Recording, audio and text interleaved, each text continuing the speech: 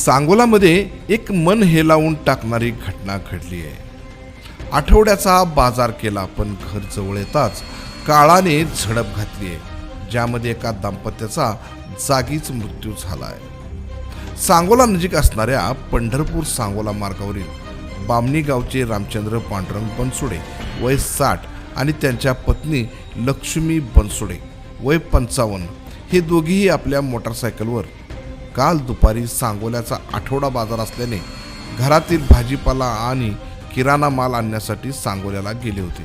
दुपारपासून घरामध्ये लागणाऱ्या वस्तूंची बाजारातून खरेदी केली आणि सायंकाळी ते घराकडे निघाले. काही अंतरावरच घर आले आणि देशमुख वस्तीजवळ असणाऱ्या एका वळणावर आले असता पाठीमागून भरधाव वेगाने भंगार भरलेला टेम्पो आला. वेगाने असलेल्या टेम्पो चालकाने कोणताही विचार न करता जोराची धडक दिली. हा अपघात इतका भीषण होता की अपघातानंतर दुचाकीवरील रामचंद्र बनसोडे हे घसरून टेम्पो खाली अडकले, तर त्यांच्या पत्नी लक्ष्मी या जोराने दूरवर फेकले गेल्याने गंभीर जखमी झाल्या, ज्यामध्ये रामचंद्र बनसोडे यांचा जागीच मृत्यू झाला.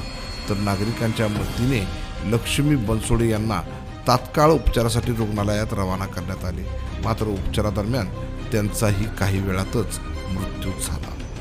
रामचंद्र बनसोडे आणि पत्नी लक्ष्मी बनसोडे यांना मुलं मुली नातवंडे असा परिवार असून केवळ टेम्पो चालकाच्या चुकीमुळे हसत्या खेळत्या परिवारात दुःखाचं सावट पसरलंय. सांगोला पोलिसांनी घटनास्थळी धाव घेत चालकाला ताब्यात घेतलंय.